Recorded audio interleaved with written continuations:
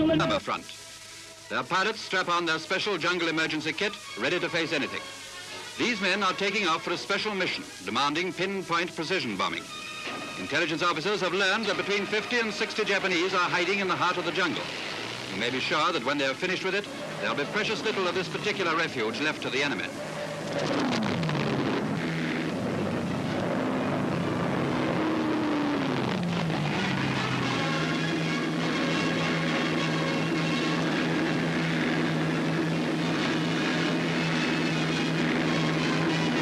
These converted Hurricanes, now called Hurry Bombers, carried two 500-pound bombs tucked beneath the wings.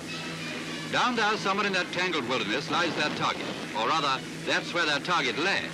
After this heavy pounding, there'll not be much hospitality left in it for the Japanese invader.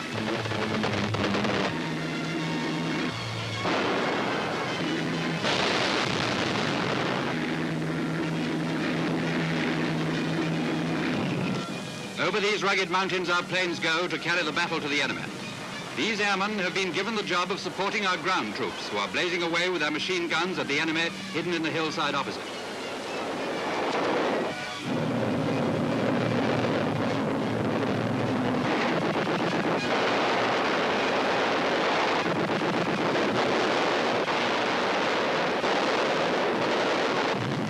Field telephones are used to give information to the gunners of enemy movements spotted through periscopes. Armed with this information, the gunners blaze away.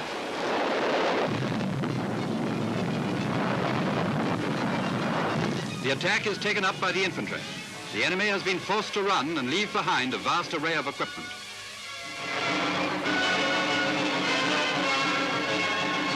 Among the booty is a Japanese flag, the rising sun. But the Jap sun is setting as our men force their way along the rain-soaked roads, defying the monsoon, to hurl back the invader and shatter his dream of conquest in India.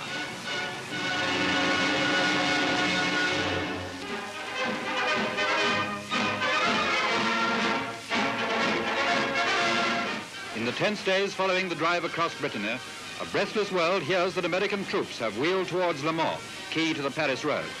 Can they get there? These pictures give the answer. And what a welcome the town gives its liberators. The inhabitants can't all express their feelings in English, but lips were not only made for talking.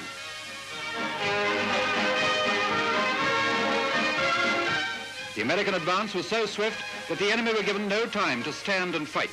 And so Le Mans has been spared the horrors of becoming a battlefield. The undamaged buildings show that here liberation has not meant devastation, as it has all too often in the Normandy fighting. And so there is no shadow to darken the joy these Frenchmen and women feel at their sudden deliverance.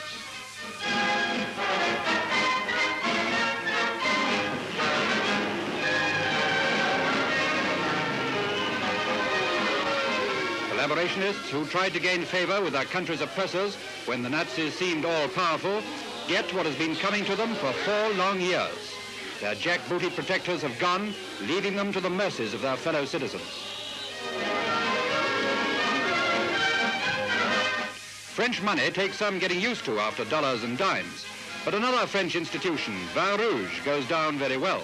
The toast is Paris and victory.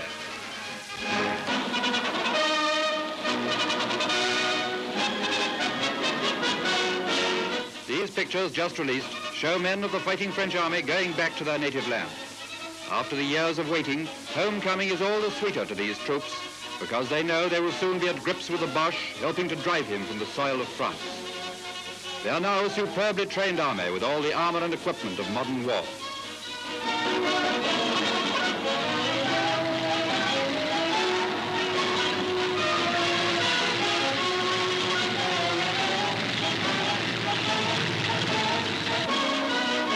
The French soldiers wave goodbye to England. Soon, in a matter of a few hours, they will be setting foot again in their own France. Over that way.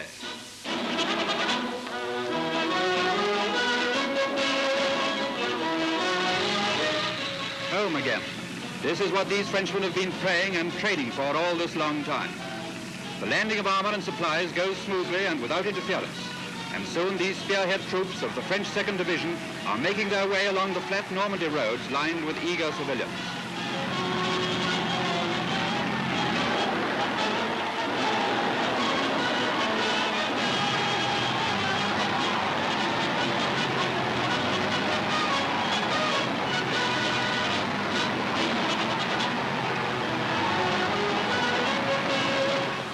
her feelings are almost too strong. She has waited so long, and sometimes in the darkest days it seemed that the Hun would never leave Normandy. But now things are different, and the joy of these French folk knows no bounds. The Poilus have come back to fight alongside their comrades, the Tommies and the Doughboys, to cleanse their country of the invader.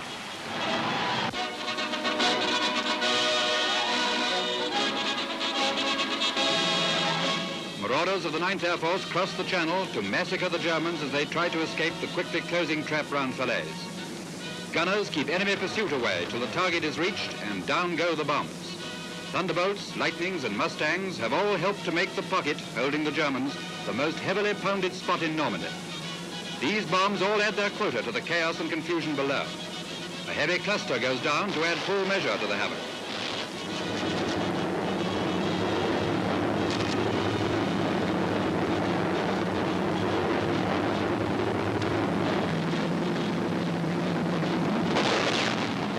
This bridge might have provided a chance to escape to the bomb-dazed Nazis, so the marauders wipe it from the map. Robert Paxton, ce pont est détruit. C'est un parmi les milliers de ponts qui ont été détruits pendant cette période. Il n'y en a plus un d'utilisable de la Seine jusqu'à la Loire. Mais à part ça, quelle est la situation? En fait, ce qui a été réalisé ici, c'est une manœuvre militaire absolument brillante sur la poche de Falaise. Le général Patton a fait une percée vers le sud de l'armée allemande. Il est venu défendre la tête de pont sur les pages. Et donc une manœuvre d'encerclement alors que les Anglais et les Canadiens attaquent au nord, les Américains attaquent au sud. Il y a quand même 10 divisions dans cette poche et qui a été également bombardés. Ces bombardements sont très chers en victimes civiles. On vient de voir un bombardement réussi du pont, mais pour toute destruction réussie d'un pont, il y a des douzaines de bombes qui tombent sur les maisons environnantes et sur les villes qui sont près des lignes de chemin de fer. Donc il s'agit d'une destruction qui est très importante. Yes, the Americans and RAF between them have turned the Falaise Gap into the graveyard of the once proud German 7th Army.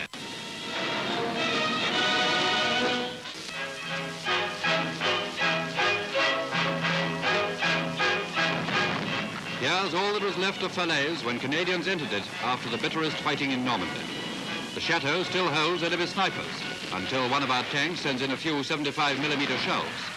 With that bit of trouble cleared away, troops press on into the town, if it can still be called a town.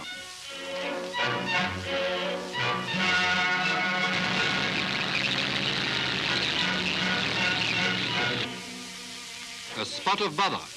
Troops have to sprint for it to avoid another sniper's nest. Yes, there are still fanatical Nazis holding out in the ruined town, sworn to die for their Führer amid the smoke and flame and crashing buildings.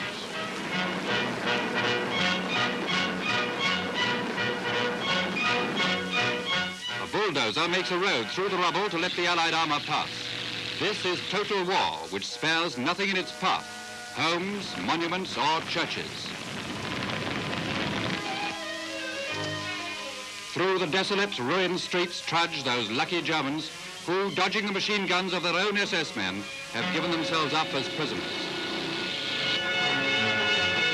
Back come the inhabitants of Falaise to what is left of the town. Their worldly possessions have gone, yet there is hope in their faces, for they are free again. The Battle of Falaise is over. The crushed enemy left behind in the pocket is being wiped out. And what little of von Kluger's armour has managed to escape eastwards is torn to shreds by Allied aircraft as it makes a last desperate dash towards the Seine.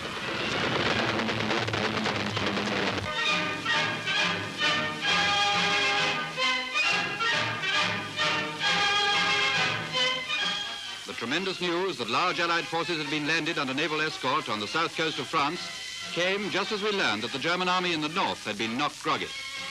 First pictures to be rushed back to this country show the new invasion getting underway. Spirits are high as the troops taking part in this great venture are given their orders before 0 hour.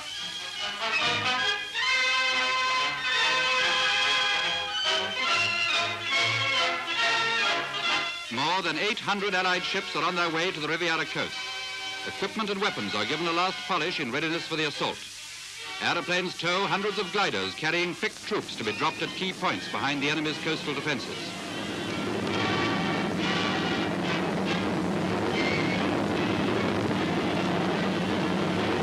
This glider is not dragging its aeroplane backwards. The plane from which these pictures are being taken is moving faster than the rest.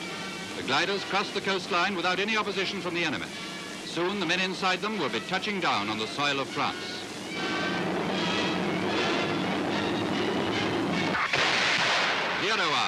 The Navy's guns open up to silence the German shore batteries and so stop them from interfering with the Allied landings. The bombardment is well on the targets and many of the Nazi coast defenses are knocked out.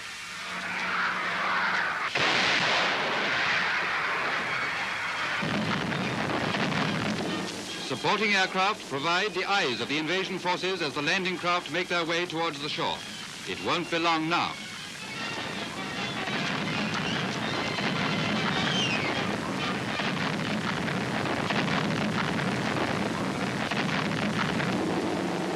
The first troops to land had been dropped by parachute shortly before dawn.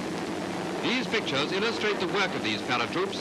More than 1,000 of them were in the air at a time. Here's one of the strangest stories of the war. Many times have we heard of enemy troops coming into our lines to give themselves up, but these two couldn't wait for that. They're next to Dinghy, rowed out to our ships and asked to be taken prisoner.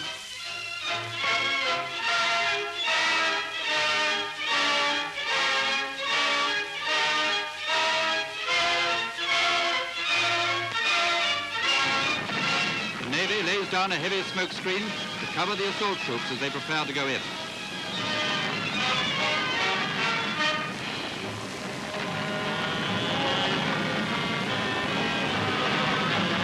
At last, the Riviera beaches crunch under the bows of our landing craft as the first wave of assault troops goes ashore. Opposition is lighter than the Allied commanders had dared to hope, and in record time, a beachhead is firmly established.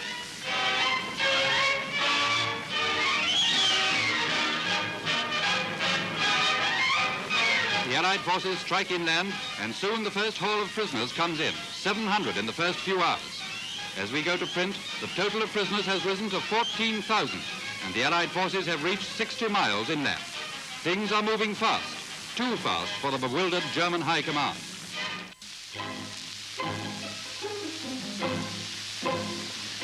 As the German armies in the west reel towards ever greater disaster, Allied shells and bombs sound Hitler's death knell. Under bombardment is the citadel overlooking the harbor of St. Malo, where fanatical Nazi resistance, after things had become hopeless, only prolonged the town's sufferings. Enemy guns still make things hot, so troops have to go forward cautiously to prize the Germans out.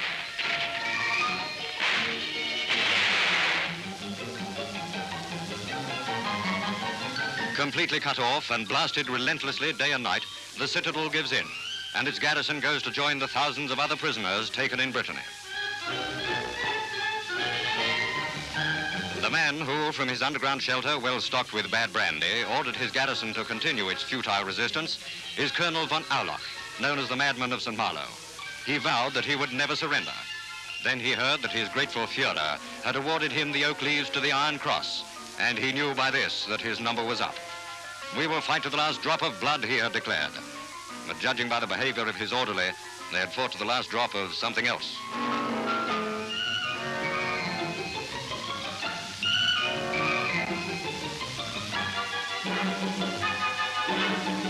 As the mad colonel goes to join the other German commanders who have changed the swastika for the white flag, we turn eastwards to the town of Troyes, where Canadian armor finally closed the Falaise pocket, graveyard of the German 7th Army.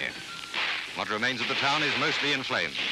One of the few things still undamaged is the memorial to the town's menfolk who fell in that other war against the Boche a generation ago.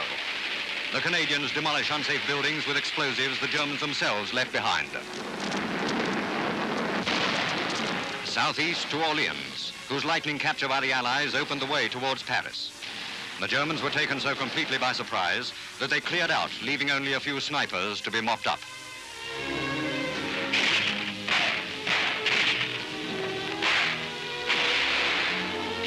As the Allied armies surge across France, men of the Maquis hear the call to arms. Hidden weapons are brought out of the secret hiding places where they have been kept in readiness for an important job, the job of killing Germans.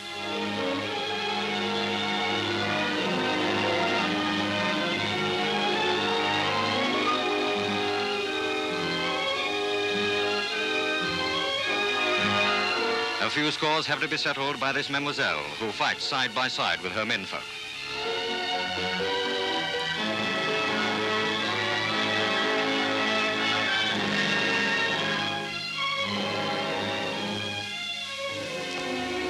The famous Cathedral of Chartres looks down upon citizens who, after 4 long years, can breathe freely again. The speed of the Allied advance reached a new level when the liberating armies swept through the ancient city. Paris is only 44 miles away, and the Germans have been able to do nothing to stem our advance, beyond leaving a few suicide squads to be mopped up.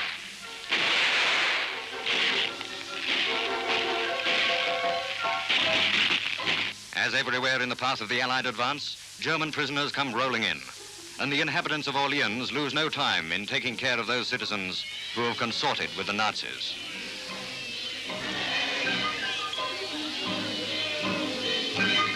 Women who have associated with their country's oppressors have had their heads shaved. An angry crowd gathers at the railings of the Prefecture of Police to jeer at the prisoners herded there. A few days before, the town of Le Mans was in the front line. Now it can hardly hear the distant sounds of war. The cinema Pathé is again showing the truth to the townsfolk. The shops are open once more, and the people of Le Mans have settled down to an almost normal existence.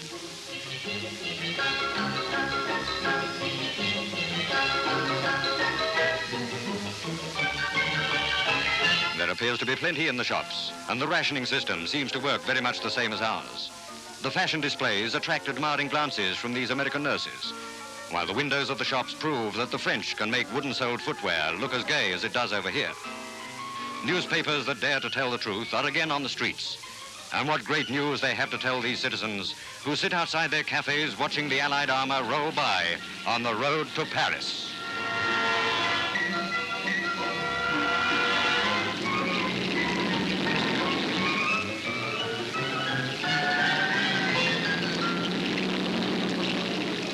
French flags from London rooftops. First electrifying news that Paris is about to fall.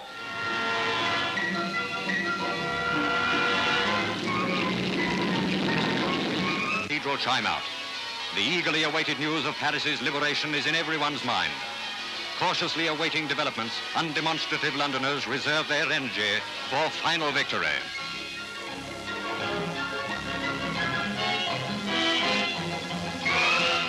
Robert Paxton, la situation a changé du tout au tout pour les Français pendant les 2-3 semaines qui viennent de se passer. Le débarquement avait eu lieu le 6 juin, mais pour dire la vérité, pendant tout le mois de juin et une bonne partie du mois de juillet, et même tout le mois de juillet, au fond, ce débarquement n'avait affecté qu'une toute petite parcelle du territoire français, et le reste du pays continuait à vivre sous le régime de Vichy ou des Allemands, et il n'y avait au fond rien de changé. Et puis alors brusquement, maintenant, tout change. Le débarquement en Provence, bien sûr, le 15 août, va libérer la région du Rhône très rapidement, et la France du Nord également va l'être. Donc, se pose un problème de changement de régime. Comment est-on passé de Vichy, j'allais dire, à De Gaulle? Au cours de cette troisième semaine d'août, c'est le moment de la transmission des pouvoirs. Mais il y a différentes modalités pour effectuer cette transmission de pouvoir. Pour le maréchal Pétain et pour les gens qui sont encore loyaux à Vichy, en fait, le souhait, c'est que le maréchal Pétain puisse transmettre son pouvoir légalement, directement à De Gaulle, et que De Gaulle reçoive sa légitimité du maréchal Pétain. La continuité de l'État serait assurée, la France ne connaîtra pas de guerre civile et les communistes ne prendront pas le pouvoir. C'est en fait ce que souhaitait le maréchal Pétain. Le 11 août, il remet une lettre à l'amiral Offand qui a pour instruction de retrouver le général de Gaulle, de lui remettre cette lettre. Il lui propose la transmission des pouvoirs. De Gaulle, bien entendu, n'acceptera rien de cette sorte. Il refuse de voir l'amiral Offand et rejoindre dans ce rêve Genève, où le maréchal Pétain pense encore qu'il incarne la légitimité française. Tout ceci est refusé par De Gaulle, y compris dans la Libération, et la majorité des gens à ce moment-là. L'autre modalité de transmission de pouvoir, c'est l'idée américaine. Les Américains, pendant très longtemps, avaient prévu d'installer leur propre gouvernement militaire en France, AMGOT, gouvernement américain des territoires occupés. Ils l'avaient planifié sans prendre en compte ni la libération ni la France libre. Ils avaient préparé des administrateurs, ils avaient enseigné le français à des spécialistes de droit, mais ceci n'a pas fonctionné non plus parce que De Gaulle agit très rapidement en nommant ses préfets. Dès les premiers jours, François Coulet en Normandie, entre autres, et assez rapidement, les Américains ont abandonné cette idée qui n'était pas enracinée dans la réalité. En fait, ce qui s'est passé, c'est quelque chose d'intermédiaire, quelque chose de plus ambigu.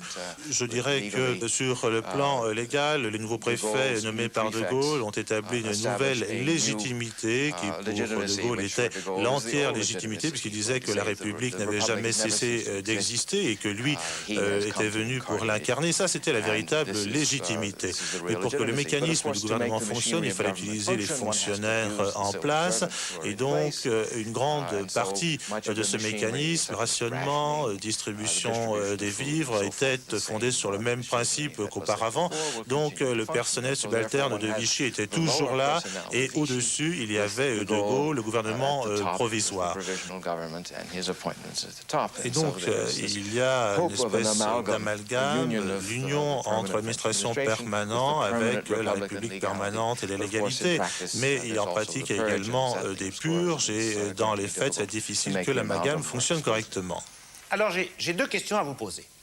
L'une qui est petite au fond, mais qu'il faut mentionner au passage, c'est qu'il y a eu aussi une tentative de Laval d'approcher Herriot et de reconstituer une sorte de pseudo-régime parlementaire.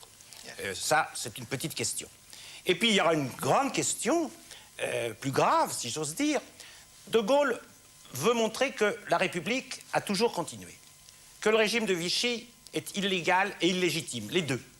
Et c'est d'ailleurs pour ça qu'à Paris, au lieu d'occuper la présidence de la République, il va retourner modestement à son ministère de la Guerre pour montrer la continuité.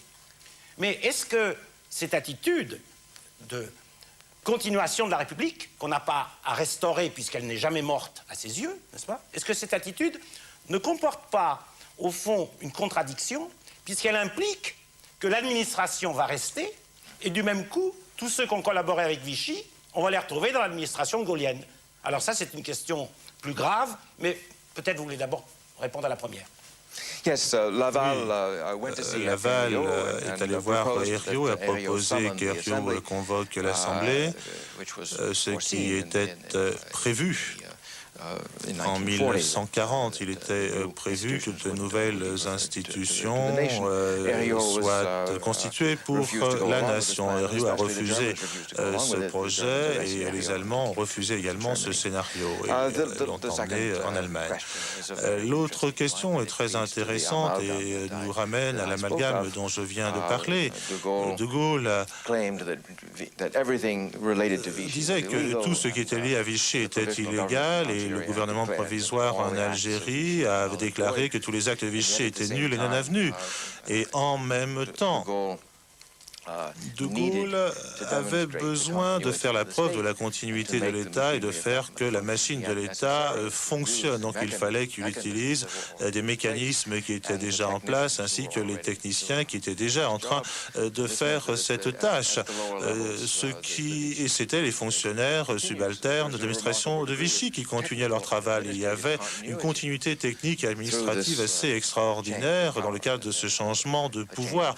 Il y avait un changement de direction au sommet, mais pour les autres niveaux, bien entendu, il fallait une période d'ajustement. Vous savez, certains administrateurs de Vichy étaient également membres de la résistance, ils faisaient partie du programme de noyautage de l'administration publique, donc c'est des résistants au sein de l'administration qui continuaient leur travail et qui préparaient le chemin pour une reprise gaulliste. Il y a eu également dans le temps un certain nombre de techniciens qui n'étaient pas engagés politiquement. D'autres ont été été muté à la suite d'épuration. C'était un processus assez irrégulier, inéquitable, qui, aux yeux de nombre d'observateurs, apparaissait incomplet, et il y a eu beaucoup de controverses sur cette question. Mais est-ce que c'est pas cette ambiguïté qui était le fruit, au fond, ou le résultat d'une vision très, très grande, d'une grande idée de la France, qui a permis aussi à certains collaborateurs véritables, qui assumaient complètement leur loyalisme envers Vichy, de passer très vite à des actes de résistance, et on en connaît les noms aujourd'hui, de jouer les grands résistants et même de mettre en prison des résistants. Oui, ils n'ont pas forcément simplement joué les résistants, ils avaient compris que la situation avait changé, un certain nombre d'entre eux étaient patriotes et ils ont accompagné la transition. Et ceci, en fait, était dû au fait que certains d'entre eux, quand ils étaient en fonction en 41-42, ont participé activement à la déportation de Juifs et que par la suite, ils ont participé très naturellement à la reprise en main de l'administration française à partir des postes de noyautage de l'administration publique. Certains d'entre eux, donc très naturellement, ont réalisé cette transition. Par le passé, il fallait qu'ils restent tranquilles et c'est pour cela que pendant de nombreuses années, beaucoup de gens ne voulaient pas parler de Vichy car il y avait trop de squelettes dans le placard. Eh bien, on va voir les activités allemandes qui vont nous montrer quelques reliquats du régime de Vichy, eux aussi, elles aussi. Mais nous reviendrons sur ce problème, bien sûr, du passage d'un régime à l'autre.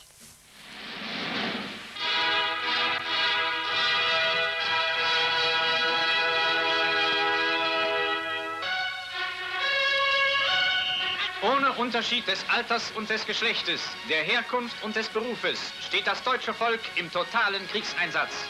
Im Osten gilt es, gegen den anstürmenden Bolschewismus einen Verteidigungswall zu bauen.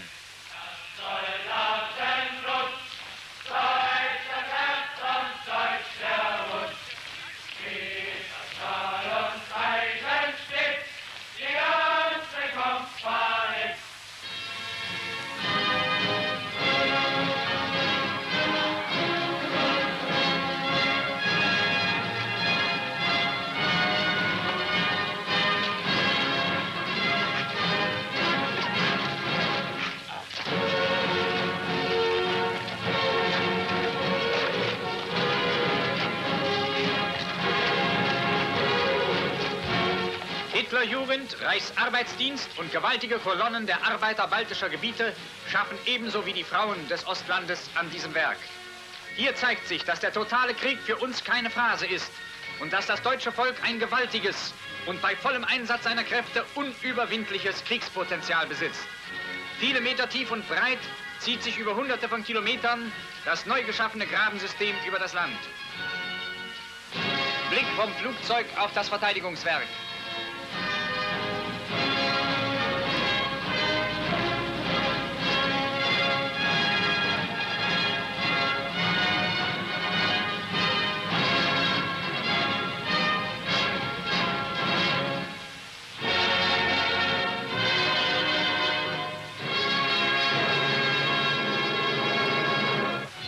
Inzwischen tobt an der Ostfront zwischen der Ostsee und dem Nordrand der Karpaten eine Schlacht ohne Pause. Überall setzen unsere Divisionen den Bolschewisten einen sich immer mehr versteifenden Widerstand entgegen. Deutscher Ersatz rollt an die Front. Motorisierte Infanterie, Grenadiere, Panzer und Sturmgeschütze sind die Grundpfeiler des von Tag zu Tag sich verstärkenden deutschen Widerstandes.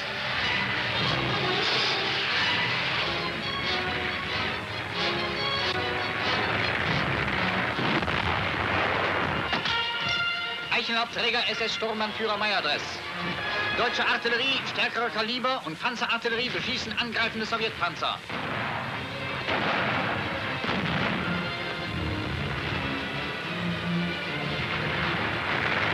Schwere deutsche Panzer stoßen vor.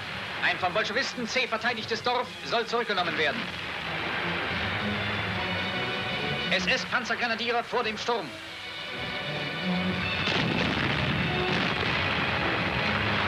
Die letzten Meter vor dem heiß umkämpften Ziel.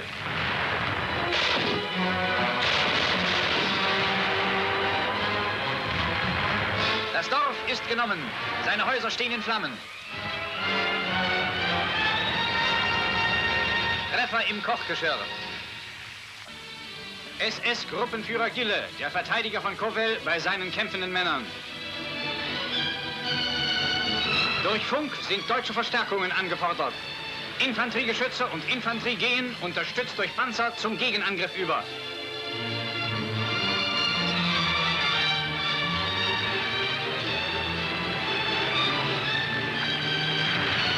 Erkannte Panzerbereitstellungen des Feindes werden von Artillerie und unseren Panzern unter Beschuss genommen.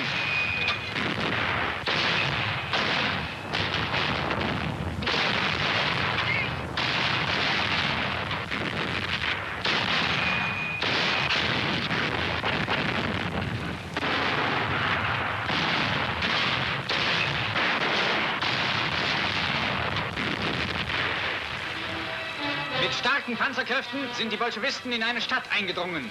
Sie stoßen hier auf erbitterten Widerstand unserer Soldaten.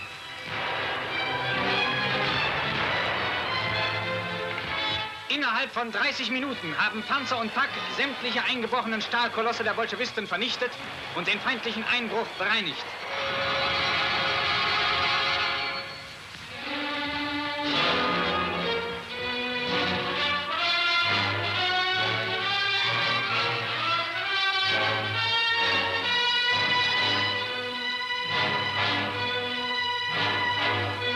Das ist die Durchschlagskraft unserer panzerbrechenden Waffen.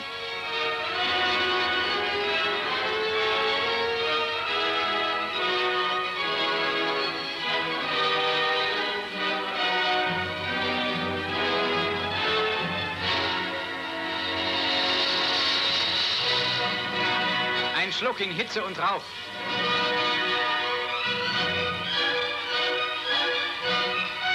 Diese Soldaten fühlen sich auch heute dem Gegner überlegen.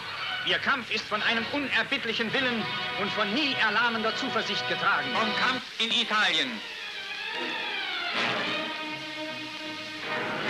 Auf den oberitalienischen Straßen liegt die deutsche Flak in ständigem, schwerem Kampf mit amerikanischen Bombern und Tieffliegern.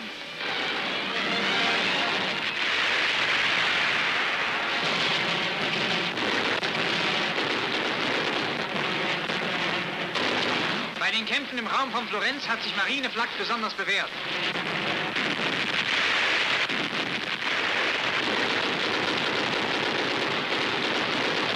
Ein Jagdbomber ist abgeschossen. Die Geschützbedienung fährt auf ihrem LKW zur Abschussstelle und nimmt den Piloten gefangen.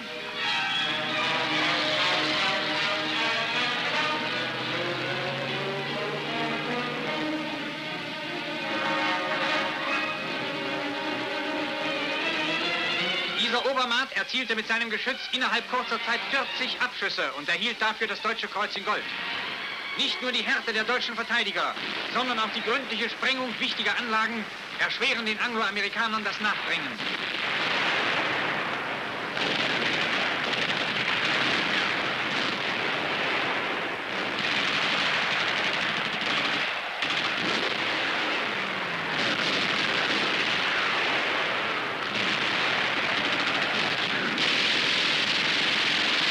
In den Ortschaften kommt es immer wieder zu schweren Straßenkämpfen. Fallschirmjäger und Männer der Fallschirmpanzerdivision Hermann Göring im Gefecht.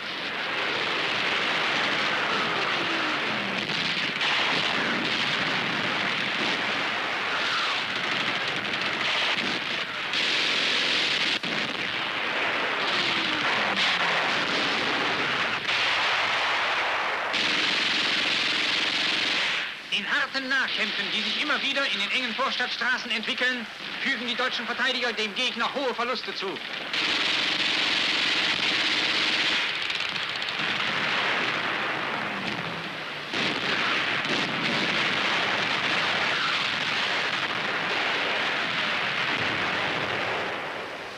Von der Invasionsfront.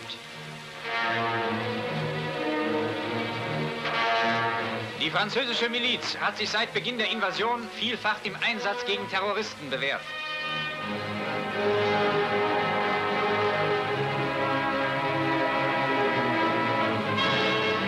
Beim Verhör gefangener Bandenmitglieder. Ainsi, Robert Paxton, c'est grâce à des activités allemandes qu'on voit des miliciens arrêter des résistants en les dénommant terroristes. Votre commentaire? Oui, vous savez, cette scène pénible nous fait toucher du doigt cette guerre civile, la guerre civile française qui a accompagné la guerre de libération. L'on nous montre qu'à ce moment-là, c'est la milice, en fait, c'est tout ce qui reste de Vichy, et notamment c'est elle qui défend les intérêts allemands. Eh bien, elles sont encore capables de mobiliser un certain nombre de Français qui veulent lutter contre la résistance, en d'autres termes, aider les Allemands dans leur revendication de défense de la civilisation occidentale du bolchevisme. À ce tournant de la guerre, c'est la fin de Vichy, et ce qui reste, c'est un État policier, des gens qui par anti-bolchévisme veulent coopérer avec les autorités d'occupation, même au moment où la France va être libérée. Auf einer französischen Landstraße nach einem Überfall. Passanten und Fahrzeuge werden von deutscher Feldpolizei kontrolliert.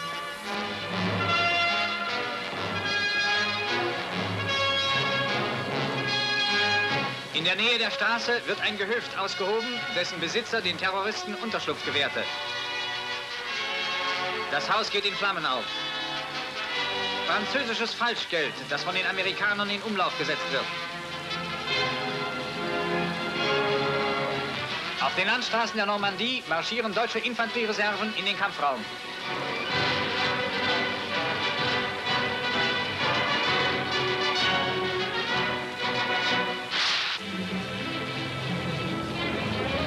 Volle Fliegerdeckung. Das amerikanische Bombengeschwader wird von einer hier eingesetzten Batterie des RAD unter Feuer genommen.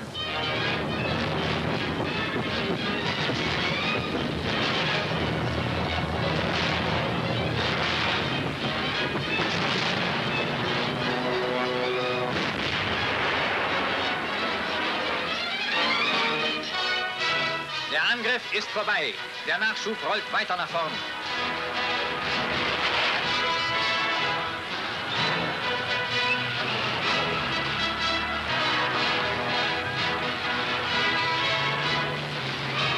Die Stellungen sind erreicht. Die Einheitsführer werden eingewiesen.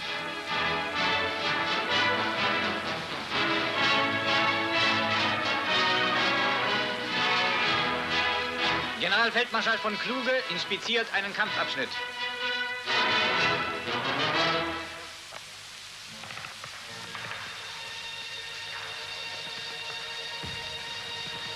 Ein Posten hat die Annäherung feindlicher Panzer festgestellt. Sie werden unter Feuer genommen.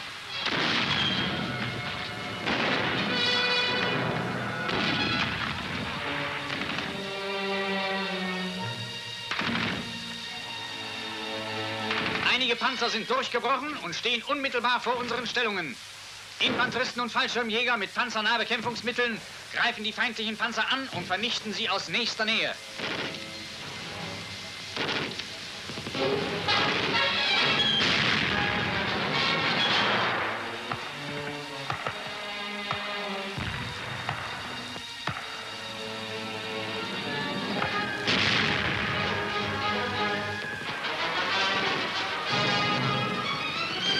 Ein unbekannter Grenadier, der innerhalb weniger Stunden 2 schwere amerikanische Panzerkampfwagen vernichtete und an einem Tage beide eiserne Kreuze erhielt. Eigene Panzer setzen zum Gegenstoß an.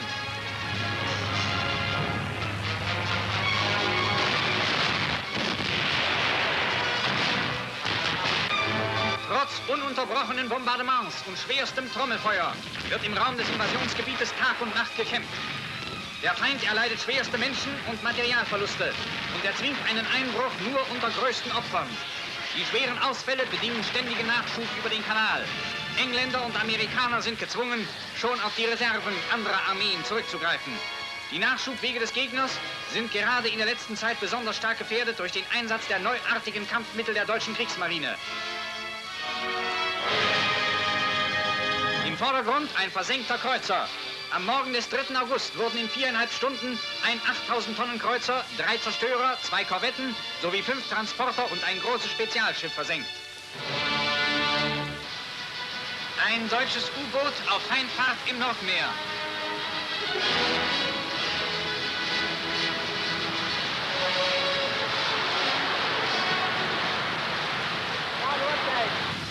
Uhr 38 Minuten. 90 Grad, Richtungssteuer. Sicher fertig? Sicher fertig? Sicher ist fertig? Sicher! Sicher! Okay. Los!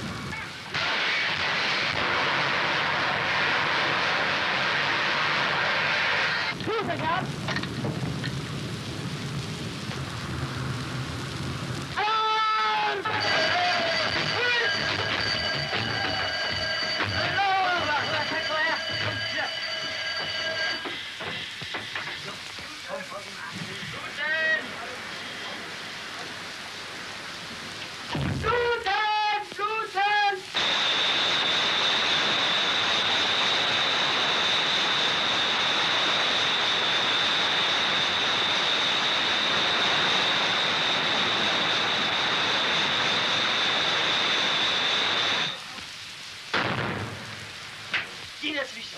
Ja.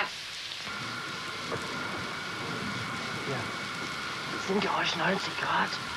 Wohl gut.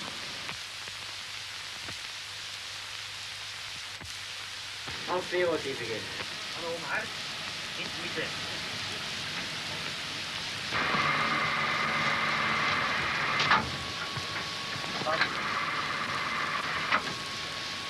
Irgendwo frei? Müll. Hier, Elli, durch.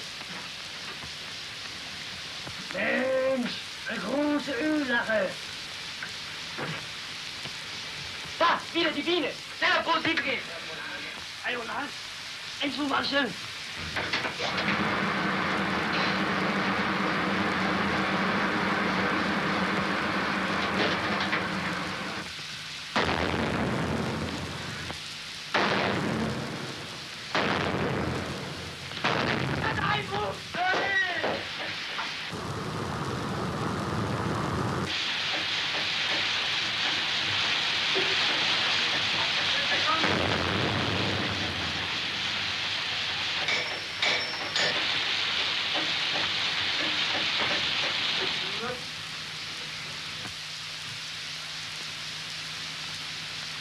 Habt ihr gut hingekriegt, Kamerad.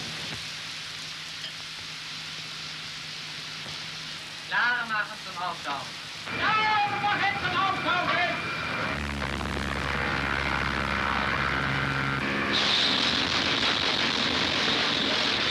Funkraum anschließend, sofort Funkdruck abgeben. Auftauchen! 30 Meter, wo steigt? Ja. Anblasen! Anblasen!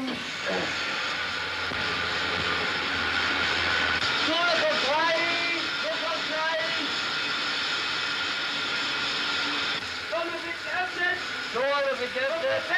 Also fest.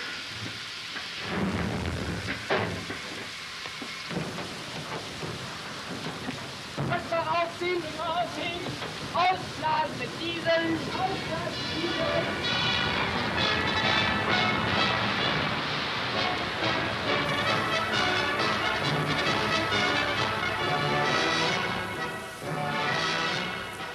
Robert Paxton, avant de revenir à Vichy, vous avez remarqué que dans ces activités allemandes, il y a en quelque sorte une banalisation de la défaite de Normandie, puisqu'on nous montre le front de l'Italie, le front russe, la mer, bref, comme pour diminuer l'importance de cette immense défaite.